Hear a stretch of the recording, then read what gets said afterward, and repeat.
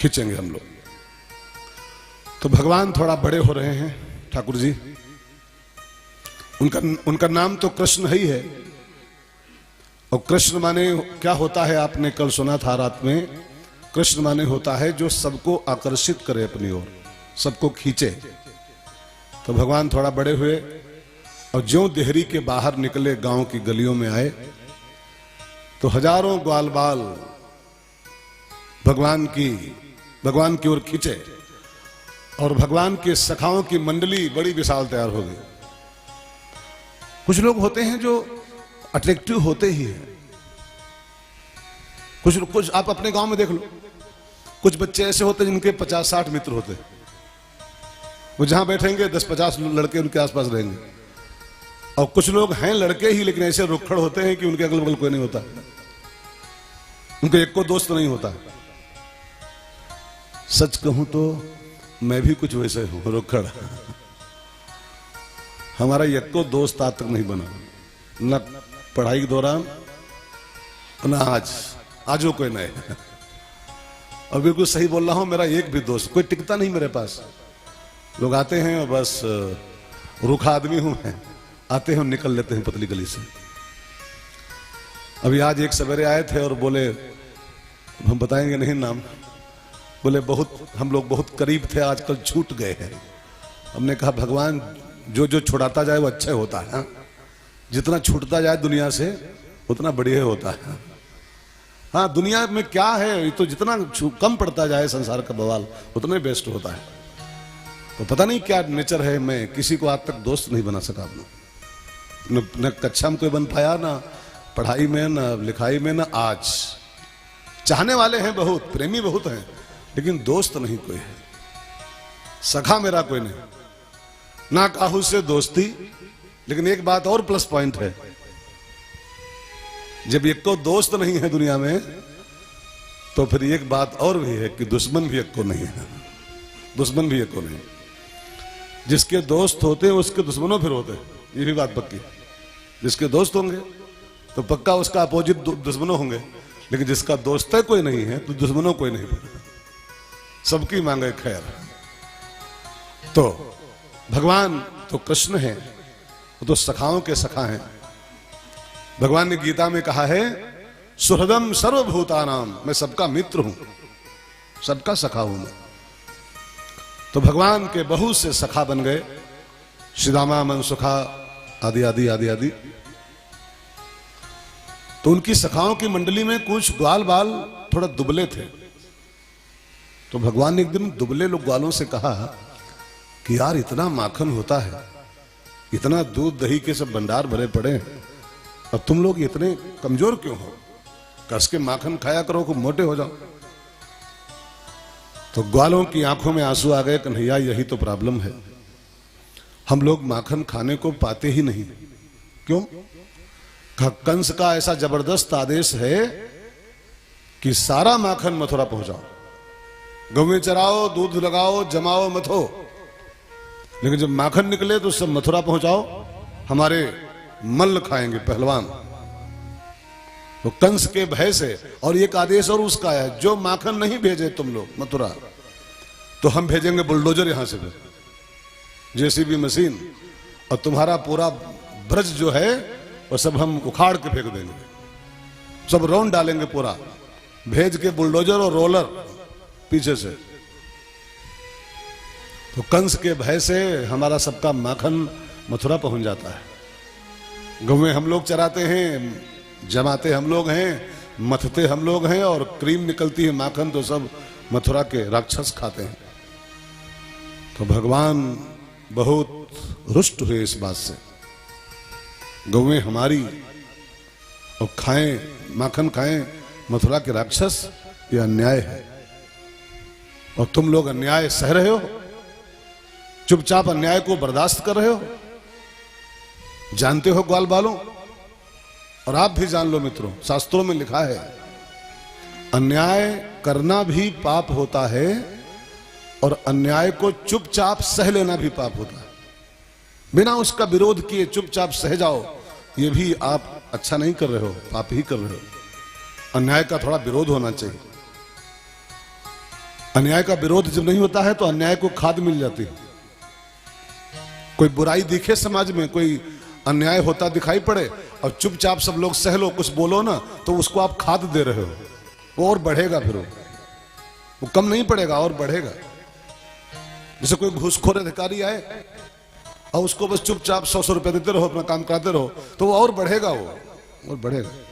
वो घूस मांगे उसके खिलाफ खड़े हो जाओ, शांत हो जाएगा। तो अन्याय को सहना, अन्याय को बढ़ाना होता है। हमारे जो आजकल के सीएम हैं अपने यूपी के, जो पहले ये खाली एमपी थे अपने गोरखपुर के, मेरी कई कथाओं में आपका आगमन हुआ। हमारी उनसे जब मुलाकात होती थी महाराज जी से, तो एक दिन योगी जी बहुत बढ़िया बात मुझसे बोले थे। उन्होंने कहा था, रमेश भैया, समाज में आज की डेट में भी 90% लोग सज्जन हैं। योगी जी के शब्द नहीं है, 90% लोग समाज के आज भी अच्छे हैं, 10% ही लोग बुरे हैं केवल। बस अपने गांव को आप चेक कर लो, सबकी छोड़ दो, पूरे पूरे देश के अपने एक एक गांव को चेक कर लो। खाली एक गांव में कई बुरे लोग होते हैं? 10% केवल। 90% सज्जन लोग होते हैं गांव में, लेकिन वो 90 मार खाते हैं और 10 मारते हैं 90 को। 10 पूरे गांव पर हावी रहते हैं। और मुझको अपने गांव की याद है, हमारे अपने गांव की। हमारे गांव में मुश्किल से 2-3 घर लोग दुष्ट हैं खाली, बस। हमारे पूरे गांव में 300-400-500 घर हैं, 2-3 घर ही दुष्ट हैं, 2-3 लोग। लेकिन वो 2-3 लोग ही पूरे गांव को रौंदे हुए हैं। वो 97% अच्छे लोग मार खा रहे हैं। अरे भैया, अरे उनसे बचो भैया, जो करें करे दो उनका, जो करें करे दो, इसीलिए हम मार खा रहे हैं, इसलिए हम मार खा रहे हैं। 10% बुरे लोग 90% को कूट रहे हैं, 90% कूट रहे हैं। क्यों? हम लोग जो अन्याय को चुपचाप सह लेते हैं, होई भैया होई, उनको करने जो करना है, तो हमसे का मतलब, हमसे का मतलब। इस हमसे का मतलब के कारण ही हम 90 लोग होने के बाद भी 10 से मात खा रहे हैं, 10 हावी समाज के ऊपर। हर गांव का यही रेशियो है। पूरा गांव दुष्ट नहीं होता है, 2-3 घर दुष्ट खाली होते हैं बस एक गांव में। अब वो 2-3 घर ही सारे घरों का जीना हराम कर देते हैं। जिसका चाहे उसका खेत जोत लेते हैं, जिसको चाहे पटक के पीट लेते हैं। अन्याय करना भी पाप होता है, और अन्याय को बिना मतलब सहन करना भी पाप होता है। माखन हमारा है, न्याय यह है कि वो माखन हम खाएं, और माखन खा रहे हैं मथुरा के राक्षस, अन्याय सह रहे हो। अब नहीं होगा, अब नहीं होगा। बहुत दिन सह लिया गया, अब नहीं सहा जाएगा। आज के बाद हमारा माखन हम लोग स्वयं खाएंगे। हम लोग माखन की चोरी करेंगे। जिस रास्ते से गोपियां मथुरा जाती हैं माखन लेकर के देने के लिए, बेचने के लिए, उस रास्ते पर हम लोग बैठेंगे छिप कर झाड़ियों में। और जब निकलेंगी तो हम लोग बाहर आ जाएंगे, पहले मांगेंगे, नहीं मानेंगी तो छीनेंगे, और बरजोरी करेंगी तो पत्थर मार के मटकी फोड़ डालेंगे। न खाएंगे न उन दुष्टों को खाने देंगे। हमारा माखन हम लोग स्वयं आज के बाद खाएंगे। और आज के बाद हमारी इस मंडली का नाम होगा बाल गोपाल चोर मंडल, और मिशन माखन चोरी होगा आज के बाद। तो किसी ग्वाले ने कहा, कन्हैया चोरी करोगे तो पकड़े जाओगे, चोरी तो दंड होती है, चोरी तो जुर्म है, उसका दंड मिलता है। चोरी करते पकड़े गए तो मथुरा की जेल में डाले जाओगे। तो भगवान ने कहा, प्यारे हम पकड़े नहीं जाएंगे। कैसे? कहा हमारे पास एक मंत्र है, एक महात्मा जी का दिया हुआ, उस मंत्र का जाप करते रहो, तो चाहे जहां चोरी कर लो कोई पकड़ नहीं सकता है। कौन सा मंत्र है?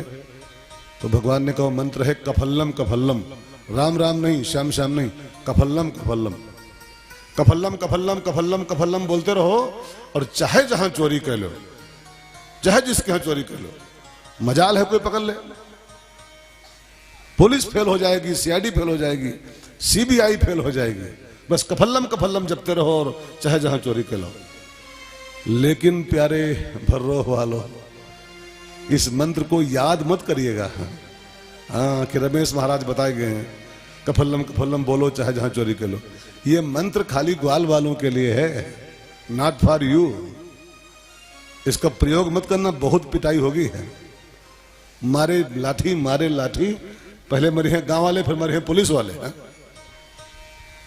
ये मंत्र खाली आनंद करो कथाओं का, इसको ट्राई मत करिएगा। ये ग्वाल बालों के लिए भगवान दे रहे हैं, आपको नहीं दे रहे हैं कि वो कफल्लम कफल्लम बोलो चाहे जहां, तोड़े जाओगे पटक करके। अब तो भगवान का मंडल तैयार हुआ, बाल गोपाल चोर मंडल, और कफल्लम कफल्लम की दीक्षा मिली। अब सब ग्वाल बाल कफल्लम कफल्लम बोलते हुए और माखन चोरी के अभियान में लग गए। अब भगवान की माखन चोरी का मिशन शुरू हो उसके पहले, माखन चोरी की कथा का शुभारंभ हो, लीला शुरू हो, या उसके पहले थोड़ा सा इस कथा का एक तात्विक चिंतन है, इसको थोड़ा देख लिया जाए। माखन चोरी की कथा माने खाली माखन चोरी नहीं होता है, माखन चोरी की कथा का एक रहस्य है, एक उसका विज्ञान है। इस कथा के राज को जानने के लिए सबसे पहले आपको जानना होगा माखन माने क्या होता है, किसको माखन कहते हैं। अब सामान्य जो जानकारी वो यही होगी कि वो जो निकलता है मत करके वही माखन होता है, जो मथो निकलता है वही माखन नहीं, वो सामान्य माखन है। भागवत सामान्य कथा नहीं, भागवत वैज्ञानिक कथा है, आध्यात्मिक कथा है। मैंने आपसे कल भी कहा था, भागवत में जो लिखा है ना उसके पीछे कुछ छिपा होता है। जो लिखा है वो तो लिखा है, उसके पीछे बहुत कुछ छिपा हुआ है। अगर खाली पन्ने ही पढ़ दिए जाएं कि ये लिखा है, ये कहानी, तो फिर वो असली कथा नहीं हो पा रही, असली भागवत नहीं है वो। भागवत के शब्दों के पीछे कुछ गहरे गहरे अर्थ छिपे होते हैं, उनको जब निकाल के समझा जाए तब असली भागवत समझ में आती है। तो माखन की परिभाषा क्या है, माखन किसको कहते हैं? रामचरितमानस में गोस्वामी जी कहते हैं, संत हृदय नवनीत समाना, संत हृदय नवनीत समाना, कहा कवि न पै कहा न जाना, कहा कवि न पै कहा न जाना, निज परिताप द्रवहि नवनीता, निज परिताप द्रवहि नवनीता, पर दुख द्रवहि संत सुपुनीता, पर दुख द्रवहि संत सुपुनीता। तो इस चौपाई के अनुसार अर्थ बिल्कुल क्लियर के लिए लिखा हुआ है रामायण में, संत हृदय नवनीत समाना। नवनीत माने माखन, तो माखन क्या है? संत हृदय नवनीत समाना, संतों का हृदय ही माखन है, ठीक है, संतों का दिल माखन। तो माखन चोरी का अर्थ क्या निकलता है? संतों के हृदय की चोरी। माखन माने वो माखन नहीं, संत हृदय नवनीत। तो नवनीत की चोरी, नवनीत चौरम, नवनीत की चोरी भगवान ने जो किया है, माखन की चोरी, उसका मतलब वो दही वाला माखन नहीं, संतों का दिल भगवान चुराते हैं। जो संतों के दिल को चुरा के ठाकुर जी अपने में उसको लीन कर लेते हैं, अपने में उसको प्रवेश करा लेते हैं, संतों के मन को, इसका नाम होता है माखन चोरी। तो थोड़ा खोला खोला समझिएगा, संतों का दिल ही माखन है, उसकी चोरी ही माखन चोरी है। लेकिन अब एक सवाल और आता है कि अगर संत का दिल माखन, तो संत कौन है फिर? संत किसको कहा जाए? संत कौन होता है? कपड़े से कोई संत नहीं होता है। संत का नाम कपड़ा नहीं है कि कोई लाल पीला सफेद कपड़ा पहने हो वही संत होता है, कोई चंदन लगाए हो वही महात्मा होता है, कोई माला पहने हो वही संत होता है। संत की कोई पहचान ये सब नहीं है। संत कौन? तो एक बहुत बढ़िया भजन है, उस भजन की 2 लाइनों में, शुरू की 2 लाइनों में ही संत की परिभाषा लिखी हुई है। संत माने क्या? 2 लाइन गाओ भजन का सब लोग और देखो संत माने क्या होता है। संत हृदय नवनीत, लेकिन संत को तो प्रेम जब अनंत हो गया, प्रेम जब अनंत हो गया, रोम रोम संत हो गया। प्रेम जब अनंत हो गया, रोम रोम संत हो गया। प्रेम जब अनंत हो गया, रोम रोम संत हो गया। छाई हरियाली समस्त रोम रोम में, छाई हरियाली समस्त रोम रोम में। दिखते सिया राम जो कि व्यापक है व्योम में, दिखते सिया राम जो कि व्यापक है व्योम में। सृष्ट ही बसंत हो गया, सृष्ट ही बसंत हो गया। तो रोम रोम संत हो गया। प्रेम जब अनंत हो गया, रोम रोम संत हो गया। प्रेम जब अनंत हो गया,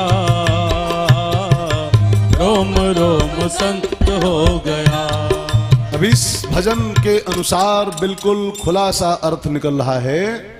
जिसको प्रेम जब अनंत हो गया, तो फिर कपड़ा पहनो चाहे न पहनो, चाहे पैंट पहने हो, चाहे बुशर्ट पहने हो, चाहे साड़ी पहने हो, चाहे सलवार सूट पहने हो, चाहे जीन्स टॉप पहने हो, चाहे जीन्स और टी शर्ट पहने हो, कपड़ों का यहां कोई लेन देन नहीं है। कपड़ों से कोई सरोकार संतत्व का नहीं होता है। साधु कौन? जिसको भगवान से अनंत प्रेम हो गया। प्रेम जब अनंत हो गया, जिसको अनंत से प्रेम, अनंत माने क्या होता है? हरि अनंत, हरि अनंत। और प्रेम जब अनंत से हो जाए, देखो प्रेम की कई कैटेगरियां होती हैं भाई बहनों। संसार से प्रेम हो, प्रेम नहीं, वो मोह कहलाता है। मोह। बीबी से प्रेम हो, उसको प्रेम नहीं कहते हैं, उसको आसक्ति कहते हैं। बीबी से लगाव हो, उसको प्रेम नहीं कहता, वो आसक्ति कहलाता है। फिर बेटे से प्रेम मम्मी करती है, तो बेटे से प्रेम प्रेम नहीं होता है, उसको ममता कहते हैं। उसका नाम ममता है, न कि प्रेम। प्रेम जब अनंत हो गया, परमात्मा से प्रेम हो जाए। अनंत माने प्रभु, अनंत माने परमेश्वर, अनंत माने श्री हरि। और जब किसी को परमात्मा से प्रेम हो जाता है, मोहब्बत with Krishna, love with Krishna, और जिसको हरि से मोहब्बत हो जाए, जिसकी लगन हरि से लग जाए, वो उसको संत कहते हैं शास्त्रों की भाषा में। और संत हृदय नवनीत। जैसे मीराबाई को मोहब्बत हुई थी किससे? उसकी शादी वादी सब की गई थी जबरदस्ती मीरा की। उसका बिहाव हुआ, उसका दुल्हा भी था, लेकिन मीराबाई को मोहब्बत किसी से नहीं हुई, पति से भी नहीं हुई। वो तो जिंदगी भर ये बोलती रही, ऐसे बर को क्या बरूं, ये दुल्हा मेरा किस काम का? ऐसे बर को क्या बरूं जो जन्मे और मर जाए, बर बरिए गोपाल को तेरा चुड़ला अमर हो जाए। अरे दुल्हा बनाओ उसको जो कभी मरते नहीं है। इसको क्या आज चूड़ी पहनाएगा, हो सकता है कल चूड़ी उतारनी पड़ जाए। आज मांग में सिंदूर भरेगा, हो सकता है 1 साल बाद वो मांग सुनी कर जाए। इसका कौन भरोसा? बर बरिए गोपाल को तेरा चुड़ला अमर हो जाए। तो मीराबाई को मोहब्बत न दुल्हा से हुई, न दुल्हन से हुई, न घर से हुई, न परिवार से हुई। बस उसका तो एक ही जगह लो लगा था बस। ऐसी लागी लगन मीरा हो गई मगन, ऐसी लागी लगन मीरा हो गई मगन। वो तो गली गली हरि गुण गाने लगी, महलों में पली बन के जोगन चली, महलों में पली बन के जोगन चली। मीरा रानी दीवानी कहाने लगी, ऐसी लागी लगन मीरा हो गई मगन।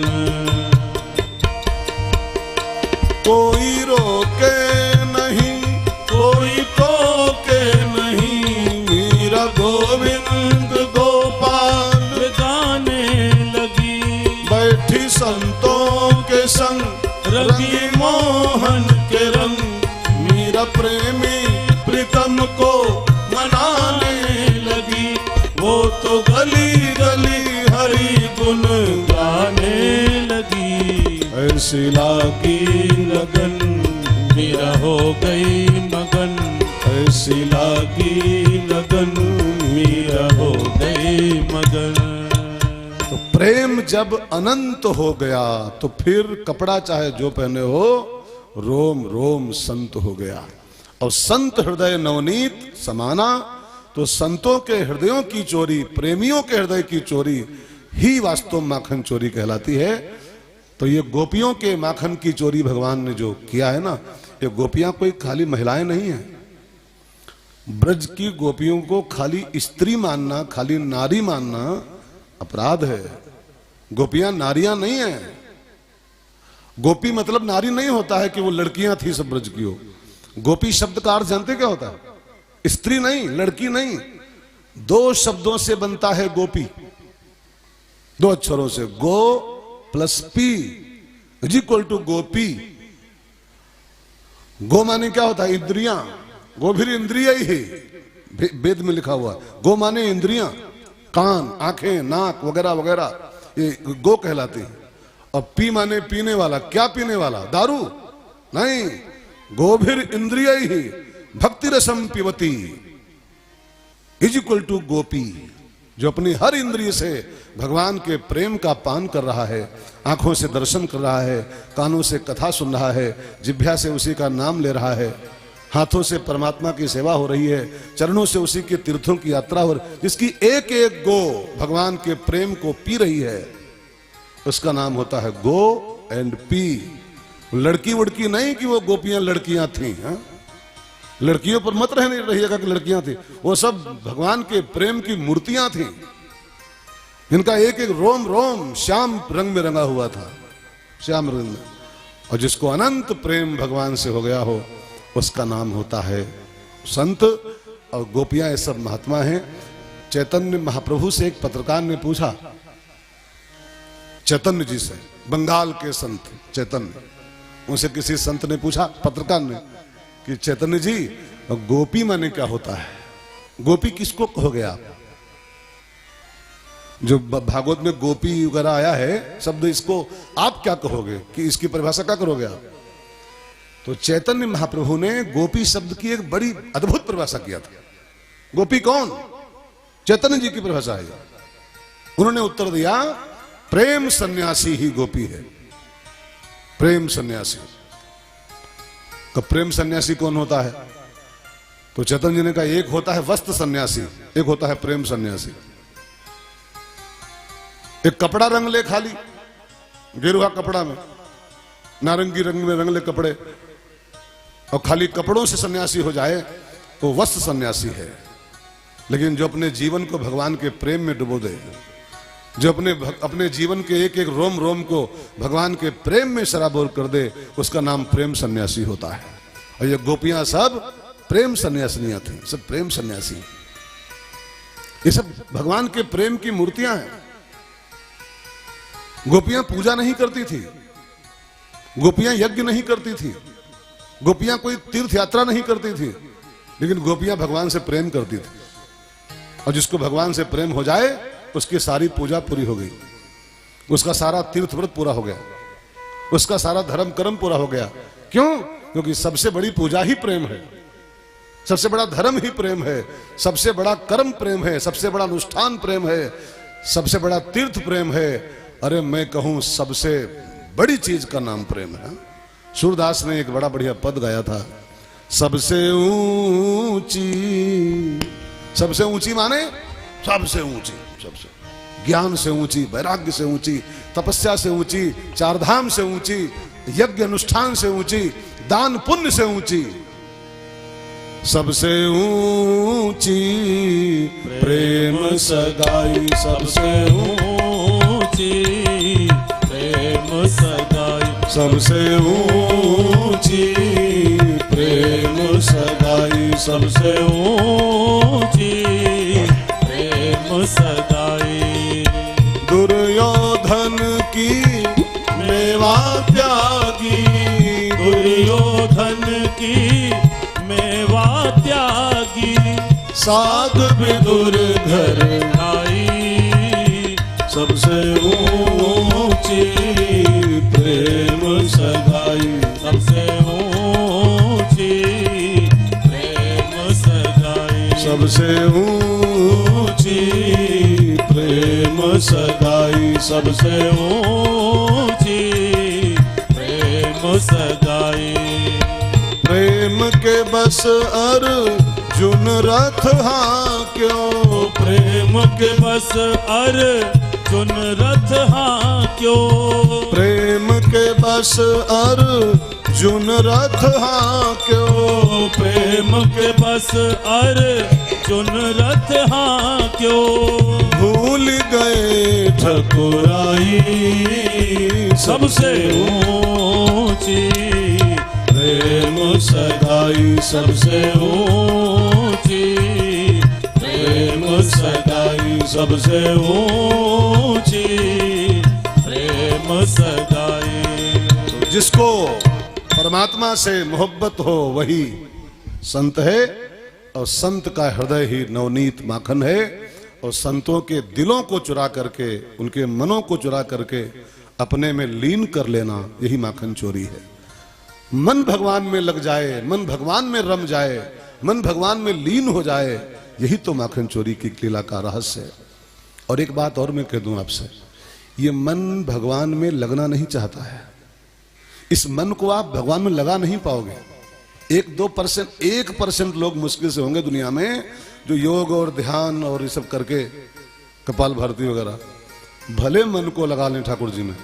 1%, मैं 1% ज्यादा बोल रहा हूं इसे, ये पॉइंट में जाएगा मामला, ये पॉइंट में, कोई पॉइंट में भले लोग मिले दुनिया में जो योग और समाधि के द्वारा, साधना के द्वारा मन भगवान में रमा दें, नहीं तो ये मन बहुत दुष्ट है, बहुत दुष्ट है।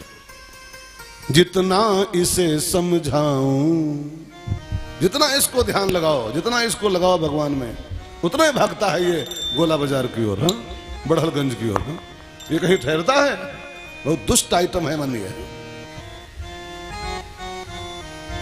वो तुम कपाल भारती करो, ये दोहरी घाट टहल रहा होगा।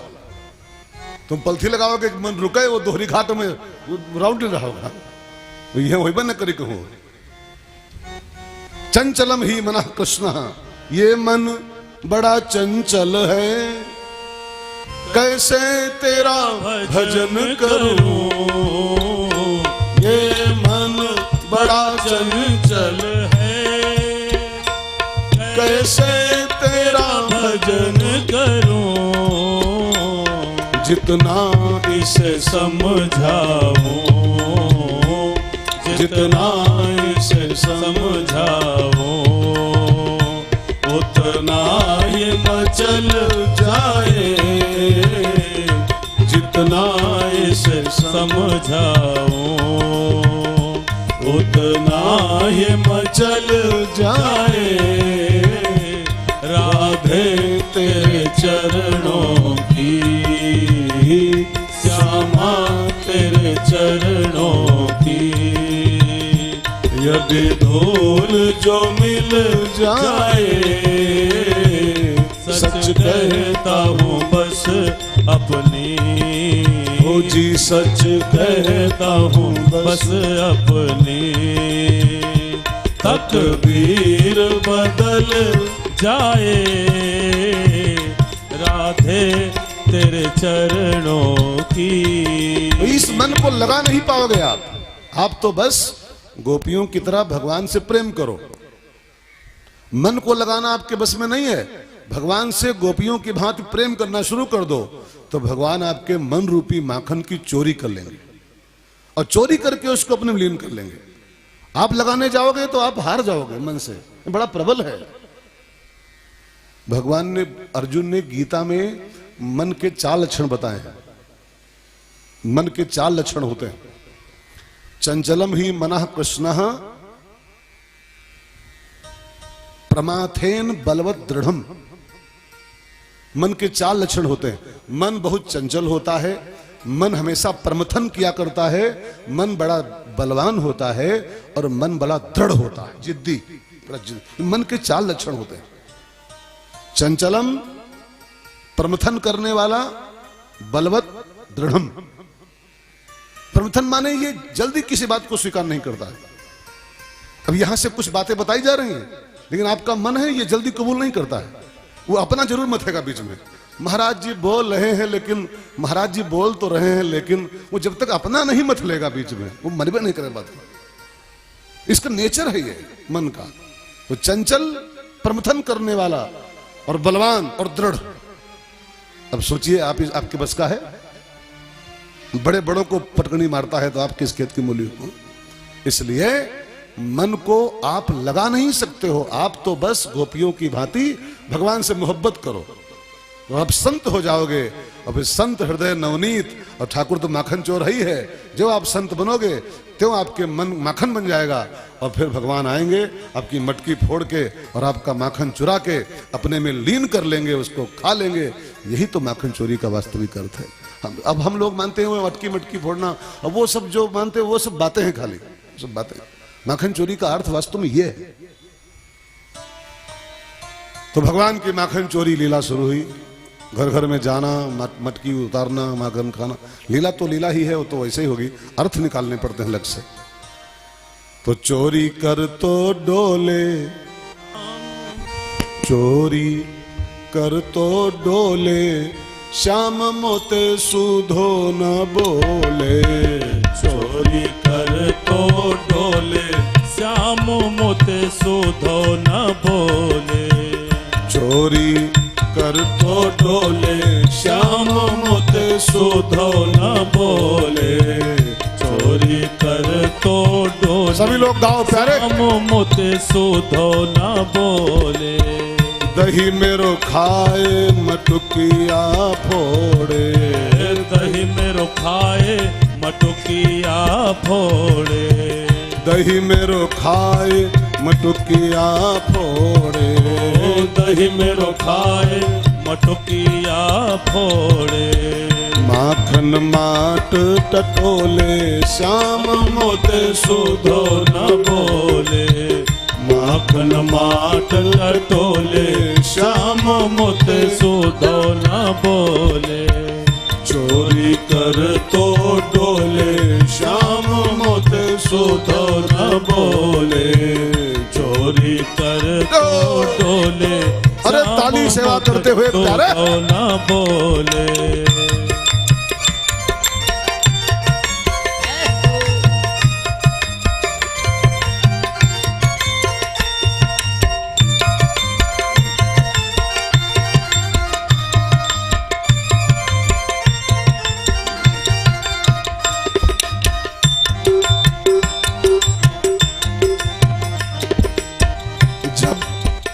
जब मैं पकड़न या को जाऊं, जब मैं पकड़न या को जाऊं। जब मैं पकड़न या को जाऊं। जब मैं पकड़न या को जाऊं। बहिया पकड़ के मरोरे, श्याम मोते सुधो न बोले।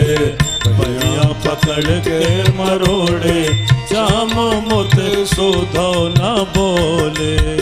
चोरी कर तो डोले, श्याम मोते सुधो न बोले। चोरी कर तो डोले, श्याम मोते सुधो न बोले। चोरी चोरी माखन खाए गयो री मैया तेरो कन्हैया। चोरी चोरी माखन खाए गयो री मैया तेरो कन्हैया। चोरी चोरी माखन खाए गयो री मैया तेरो कन्हैया। चोरी चोरी माखन खाए गयो री मैया तेरो कन्हैया। तेरो कन्हैया मैया तेरो कन्हैया। तेरो कन्हैया मैया तेरो कन्हैया। चोरी चोरी माखन खाए गयो री मैया कन्हैया।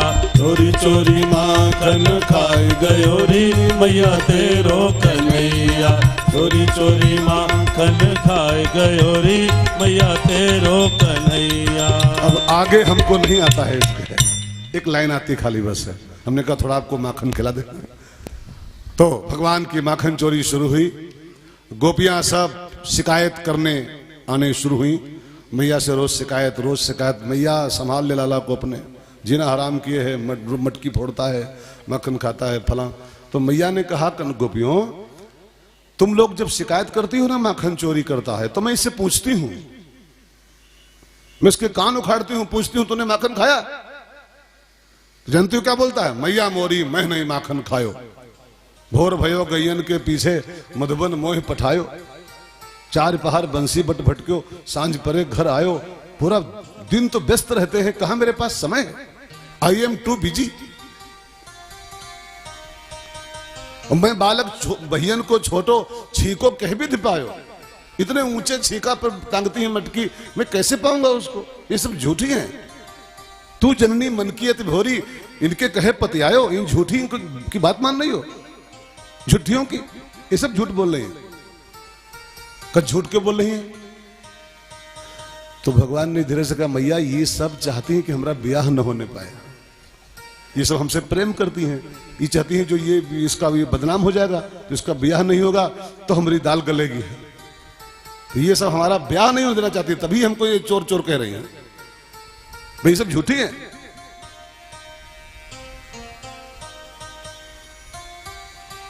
मैं बालक बहियन को छोटो कैसे पाएंगे हम? और मैया बिल्कुल मैं सही कह रहा हूं, मैया मोरी मैं नहीं माखन खायो। अब बताओ तुम गोपियों, तुम कहती हो चुराता है, ये कहता है नहीं खाते, अब किसकी माने? कितना भोला हमारा बेटा है, बचिया कैसे इसका मुंह है, कैसे माने कि चोरी करता है? तो गोपियों ने कहा, मैया ये बचिया नहीं है, ये खाली तुम्हारे सामने रहता है तो बचिया कैसा रहता है, बाकी ये बहुत बदमाश है। हाँ, तुम्हारे सामने आता है तो ऐसा भोला बन लेता है, मालूम पड़ता बचिया है। अब भगवान तो मैया के पीछे खड़े थे, और जब बोली गोपियां की तुम्हारे सामने खाली बचिया रहता है, तो भगवान ने पीछे से भवें तानी है गोपियों की ओर। मैया ने कहा, देखो गोपियों, एक बात कान खोल के सुनो, अब इसमें कौन झूठा कौन सच्चा? तुम कहती हो चुराता, वो कहता नहीं चुराता हूं, तो मैं कैसे निर्णय करूं कि चोरी करता है? अब मुझे एक बात समझ में आ रही है, एक फैसला मैंने किया है, हमारे इस बेटे को अगर तुम चोर कहती हो तो तुम इसको रंगे हाथ पकड़ के दिखाओ, पकड़ के लाओ रंगे हाथों कि मैंने इसको चोरी करते पकड़ा है, ये लो, तब मानूंगी कि चोर है ये। अब जवानी एफआईआर करने जो आई, जवानी रिपोर्ट करने, आज तो सुन रही हूं, कल से लाठी उठाऊंगी तुम्हारे ऊपर, जवानी जो कहने आ गई। तो गोपियों ने कहा, वाह भाई वाह, उल्टा चोर कोतवाल को डांटे, तो चोरी कराओ ऊपर से रौब दिखाओ। तो ठीक है मैया, आज के बाद तुम्हारे पास हम लोग उसी दिन आएंगे, अब जो तुम्हारे इस माखन चोर को पकड़ के लाएंगे। और गोपियों ने योजना बनाई कैसे पकड़ा जाए इसको, कैसे पकड़ा जाए। एक गोपी ने क्या किया, जहां उसका छीका था ना, जिस कमरे में जहां टांग, छीका माने क्या होता है, जिसमें टांगती है मटकी, वो उस पर क्या बोलते हैं उसको, शिकहर। हाँ शिकहर। तो जिस कमरे में उसका शिकहर था ना, जहां माखन की मटकी टांगे हुई थी, वो गोपी एक खटिया बिछा के उसके नीचे लेट गई, शिकहर नीचे। ये आज यहीं बिछाऊंगी बिछौना, यहीं लेटूंगी मैं आज। वो आप चाहे जब आएगा, चाहे 9 बजे आए, चाहे 10 बजे आए, चाहे 11 बजे आए, आज यहीं लेटूंगी, देखूंगी कब आता है चोरी करने, जो आएगा पकड़ लूंगी। तो शिकहर मटकी, और नीचे खटिया बिछा के मोटकी, ऊपर मटकी नीचे मोटकी। लेट गई मोटकी गोपियों, और लेटी ही थी कि बस उसको नींद आ गई कुछ देर में। और नींद भी उसकी थी, वो एक नींद के प्रकार की होती है, एक होती है कि जो सो रहा है तो सो रहा है धीरे से अपना, एक सोता है तो चलती है पूरी सुपर फास्ट एक्सप्रेस, धड़ धड़ धड़ धड़ धड़ धड़ धड़ धड़। हाँ, कुछ लोग सोते हैं तो सोते थोड़ा हैं, उनकी रेल दिल्ली जाती है, रेल सीधे वो दुनहुआर चल रहे। कई लोग दुनहुआर करते हैं, ऊपर हो नीचे हो।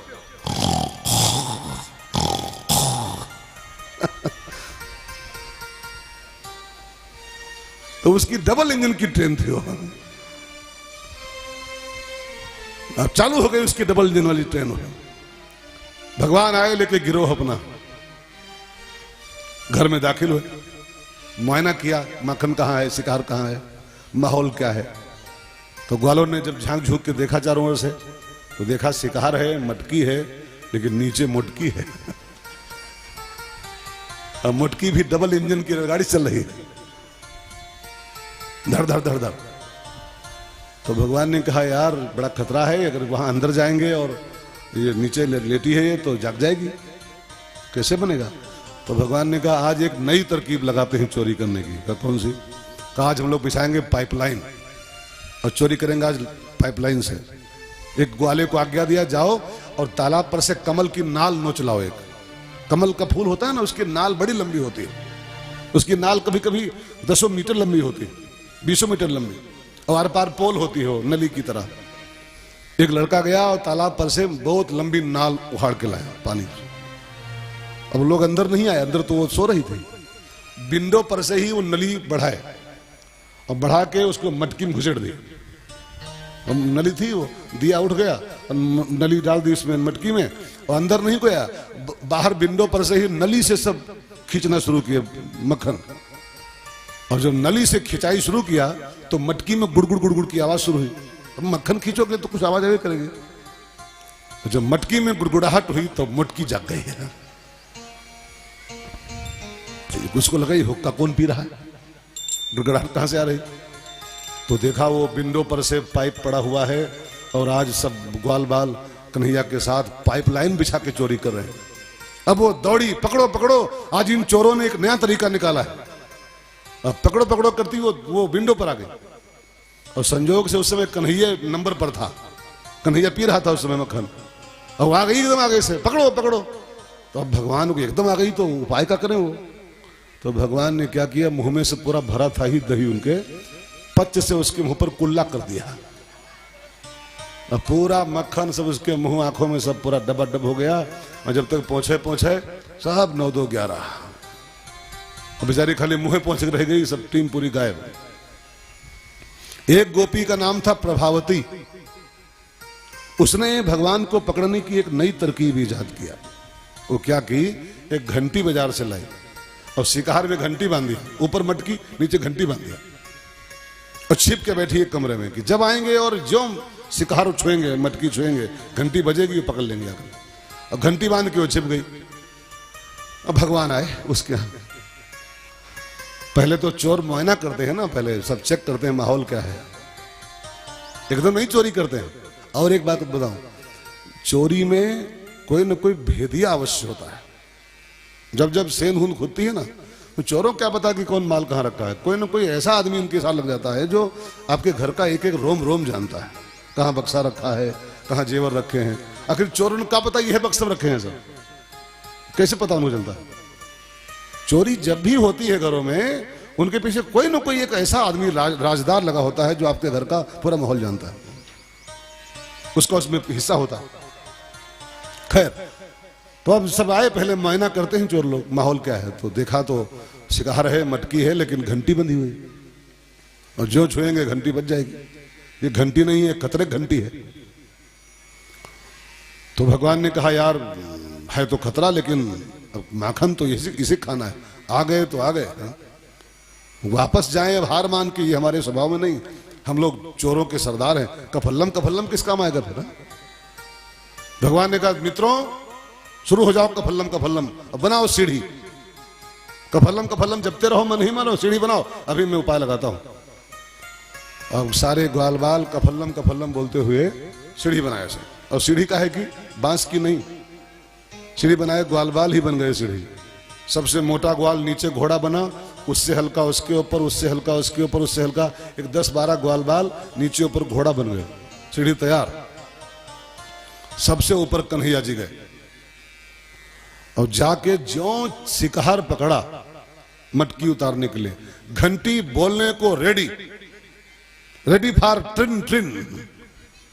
तो भगवान ने कहा हे घंटी बजना मत, जानती है मुझको मैं कौन हूं। घंटी ने कहा अरे सरकार आपको कौन नहीं जानता है, जगत नियंता हो, जगदीश हो। तो भगवान ने कहा मेरी आज्ञा है, बिल्कुल मौन साध लो, बोलना नहीं, घंटी ने कहा आपकी आज्ञा सिर माथे सरकार। और घंटी की जो मुंगरी होती है ना वो हिलने वाली, एक और चिपक गई हो, सब मौनी हो गई, घंटी मौन साध ली। अब भगवान ने ऊपर खड़े खड़े ढक्कन खोला और ढक्कन खोल के खाना शुरू किया। तो ग्वाल बाल नीचे से देख रहे हो, वो अकेले खड़े ऊपर खा रहे ठाकुर जी। तो ग्वालों ने मीटिंग किया आपस में कि वाह भाई वाह, कचर हम लोग रहे हैं, कचरे हम जा रहे हैं, लोड लिए हम खड़े हैं और माखन भाई सब अकेले काट रहे हैं।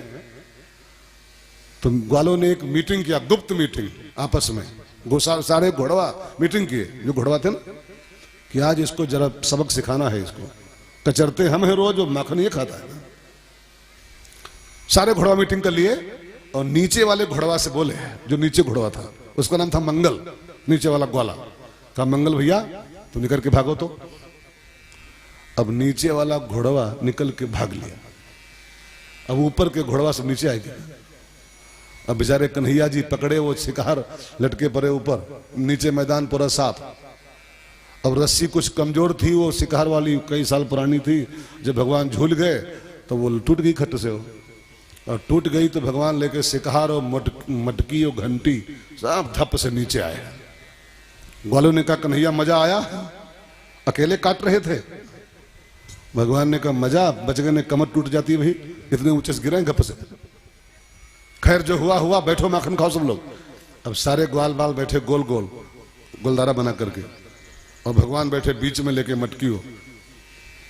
घंटी टूटी पड़ी थी बगल में, घंटी थी ना टूट के गिरी थी, अभी मौन थी वो, अभी तक मौन थी, बोली नहीं। वो टूट गई, गिर गई, बोली कतई नहीं।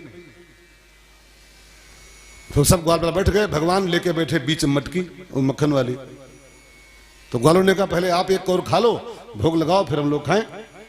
अब भगवान ने मटकी में से एक लोंदा मक्खन का निकाला और जो मुंह तक लाए, वो टूटी हुई घंटी अपने आप उठी, अपने आप टुन टुन टुन टुन टुन टुन टुन टुन शुरू हो गई। भगवान ने कहा क्यों री, तुझको मना किया था, तू बोल क्यों रही है?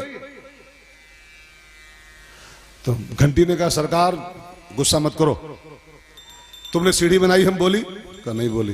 कहा तुम ऊपर आए हम बोली? कहा नहीं बोली। कहा तुमने मटकी उतारी, मटकी पकड़ी हम बोली? कहा नहीं बोली। कहा तुमने ढक्कन उतारा हम बोली? कहा नहीं बोली। कहा तुम हमको लेके नीचे गिरे हम बोली? हम टूट के गिर गई बोली? नहीं बोली। तो अब क्यों बोली? तो अब इसलिए बोली है कि तुम मक्खन का भोग लगा रहे हो, और शास्त्रों में लिखा है कि जब भगवान का भोग लगे तो घंटी बजनी चाहिए, इसलिए बज रही है। तुम भोग लगाओ हम न बजाएं तो बेकार है। तो भगवान ने कहा तुम बजी बहन जी और हम फंसे, और वही हुआ। घंटी का बजना हुआ कि प्रभावती का आना हुआ। प्रभावती पकड़ी कलाई और बोली चोरऊ आज मिले हो तुम। तुम्हारी मैया कहती थी चोरवा नहीं है ये, देखो आज मिले हो पकड़े। और प्रभावती भगवान को घसीटती हुई चली नंद के घर की ओर कि आज तेरी मैया को दिखाऊंगी, देख ये चोर है कि नहीं। रंगे हाथ मेरे हाथ आ जाया है। अब कन्हैया रो रहे हैं, पीछे पीछे ग्वाल बाल रो रहे हैं, छोड़ दो गोपी छोड़ दो, इसकी मैया इसको बहुत मारेगी। हम तुम्हारे घर में तमाम माखन जहां तहां से लाके सब भर जाएंगे, तुम्हारी एक मटकी फूटी है, हम तुमको कई मटकी लाके दे जाएंगे, लेकिन इसको ले मत जाओ, इसकी मैया बहुत मरकैया है, बहुत मारेगी इसको। लेकिन उसको तो घमंड था कि इसको मैं पकड़ी हूं आज, 84 कोस के ब्रज में अकेली मैं हूं कि मैंने इसको पकड़ा है। अब इसकी मां को दिखाऊंगी मैं आज कि देखो चोर है कि नहीं। किसी के रोने धोने की उस पर असर नहीं पड़ रहा है, वो पिघल नहीं रही हो, बस पकड़े कलाई घसीटती जा रही है नंद भवन की ओर। भगवान ने देखा ग्वाल बाल बहुत रो रहे हैं, तो भगवान ने ग्वालों को इशारे में कहा भैया रो मत, ये हमारे घर हमको नहीं पहुंचा पाएंगे। हमारा घर अभी 2-4 घर दूर है, 2-4 फलांग और दूर है, ये हमारे घर तो नहीं पहुंच पाएगी, अभी मैं कुछ उपाय लगाता हूं। और भगवान ने जानते क्या किया, अभी उनका घर आने वाला था, जैसे यहां से और वो चौराहा भर्रो वाला इतनी दूर तक अभी घर था, तब तक भगवान ने एक चमत्कार किया। वो जो चाहे कर सकते हैं। भगवान ने ऐसी लीला रची कि उस जिस गली में गोपी जा रही थी, उसी गली में सामने से उसका ससुर आ रहा था। अब ससुर जी को देखा तो गोपी ने घूंघट निकाल लिया। ससुर का थोड़ा पर्दा होता है हमारे यहाँ, ससुर भसुर ये सब जो होते हैं थोड़ा पर्दे के लोग होते हैं, इनको डायरेक्ट देखना मना है। स्त्रियों को इनको सीधे नहीं देखना चाहिए, घूंघट की आड़ से इनसे बात करें अगर करना ही। पहली बात बातें करो जरूरत क्या है, लेकिन अगर बोलना भी पड़ जाए तो डायरेक्ट निगाहों में निगाहें मिलाकर नहीं बात करनी चाहिए। ससुर से और भसुर से इनका थोड़ा पर्दा होता है। अब ससुर को देखा तो उस गोपी ने पर्दा कर लिया, घूंघट कर लिया। अब भगवान ने उसी का फायदा उठा लिया। घूंघट में दिखाई तो पड़ता नहीं। भगवान बोले, गोपी जी तुम जिस बाह को पकड़े हो उसमें बहुत जोर की जलन होने लगी है, कब से पकड़े हो तो दर्द कर रहा है। ऐसा करो ये हाथ छोड़ दो और दूसरा पकड़ा हूं पकड़ लो। तो गोपी को दया आ गई कि शायद जल रहा हो बेचारा, कब से पकड़ा हूं, कब से पकड़ रखा है मैंने। तो उसने वो हाथ छोड़ दिया।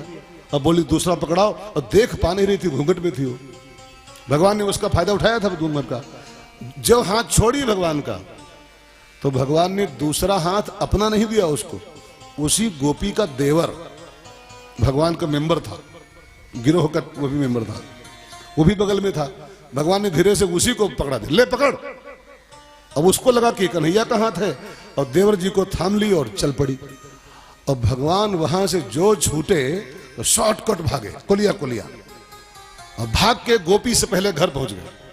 और तमाम खिलौने, हाथी घोड़े गुड़िया गुड्डा लाके सब बैठे, और ऐसे ऐसे बैठे बिजी हो गए, मालूम पड़े कि घंटा भर से खेल रहा है।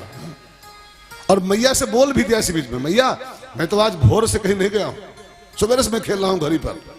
और कोई गोपी सोपी आए बाहर तो उसको तो निपट लेना अपना, झूठी कोई गोपी को आए तो। अब भगवान तो अपना इतना बिजी गुड़िया गुड्डा में, और बोल भी दे कोई झूठी गोपी आए तो उसको तुम देखना अपना, मैं तो बैठा। तब तक बेचारी वो आ गई, पकड़े देवर जी की कलाई, चिल्लाई, यशोदा निकलो बाहर, तुम कहती थी मेरा कन्हैया चोर नहीं है, देखो आज इसको रंगे हाथ पकड़ के लाई हूं तुम्हारे मक्खन चोर को। मैया आई, क्यों री गोपी क्या हल्ला कर रही है, किसको पकड़े खड़ी हुई तू हाथ में? किसको? तुम्हारा माखन चोर और कौन? बड़ा पानी पी रही थी, मेरा कन्हैया चोर नहीं है, आज देखो सबूत के साथ आई हूं। तो मैया ने कहा, अंधरी पहले तो आंखियां खोल, तू पकड़े किसको खड़ी है? मेरा कन्हैया तो अंदर खेला है, वो तो कहीं सुबह से गए नहीं आज। तब गोपी घूंघटा उठाई ऊपर को, और घूंघटा उठाई देखा तो देवर जी खड़े मुस्कुराए रहे। तो गोपी ने कहा, तुम कब आ गए भैया देवर जी, तुम कब आए? कहा जब तुम घूंघट निकाले थी, और जब तुमने एक्सचेंज ऑफर लगाया था, वो हाथों की बदला बदली कर रही थी, उसी बदला बदली में हम चेंज हो गए। कन्हैया छूट गया, हम आ गए तुम्हारे हाथ में भौजी। अब तो गोपी बेचारी मैया ने डांटना शुरू किया, झूठी शिकायत करने आती, मेरा कन्हैया तो खेल रहा है, देख ले खेल रहा घर में। तो गोपी को लगा पकड़े तो इसी को थी, ये खेल कैसे रहा है यार, ये देवर जी कहां से आ गए? तो थोड़ा देखने के लिए वो घर में निगाह डाली कि देखे खेल रहा है कि नहीं खेल रहा है। और ज्यों भगवान से उसकी निगाहें मिली, आंगन में खेल रहे थे, तो भगवान ने गोपी की ओर आंगन से बैठे बैठे ही यूं किया, यूं। इसको समझते हैं आप लोग? ठेंगा दिखाया। मानो भगवान ने कहा, गोपी जी हमको पकड़ना इतना आसान नहीं है, जन्म जन्म मुनि जतन कराही, जन्म जन्म मुनि जतन कराही, अंतराम कही आवत नाही, अंतराम कही आवत नाही। बड़े बड़े जन्मों जन्मों तक प्रयास करते हैं, तब भी मुझको पकड़ नहीं पाते हैं, और तुम आने में पकड़ ली हूं। अब गोपी बेचारी पानी पानी हो गई शर्म के मारे, और भागी वहां से। और जब भागी गोपी तो भगवान ने मैया से कहा, मैया अगर आपकी आज्ञा हो तो जरा थोड़ा बाहर खेल लें, बहुत देर से घर में खेल रहे हैं, जाओ खेले। और भगवान भागे घर से, और भाग के गोपी को क्रॉस किए, कहा मैडम सुनो, फिर जाओ, आज तुमने हमको पकड़ने की चेष्टा किया, तुम्हारे देवर का हाथ थमाया तुमको, अगर दोबारा कभी कोशिश करोगे ना तो तुम्हारे जो हुई है ना उनका हाथ पकड़ाऊंगा। बेचारी गोपी शर्म से पानी पानी होके भाग गई। और भगवान इस लीला के माध्यम से, माखन चोरी तो लीला है केवल, इस लीला के माध्यम से प्रभु जी अपने उन प्रेमियों के मन की चोरी, मन ही माखन है और गोपियां संत हैं, अपने प्रेमियों के मन को उनसे छीन करके, चुरा करके और अपने में लीन करने के लिए, उनका मन अपने में रमाने के लिए ठाकुर जी ने ये लीला रची थी। बस इसी का नाम माखन चोरी होता है। अब भगवान का नाम प्रसिद्ध हो गया माखन चोर। पूरे ब्रज में एक आवाज उठ पड़ी, नंद का लाला माखन चोर, जसोदा का छोरा माखन चोर। माखन चोर की एक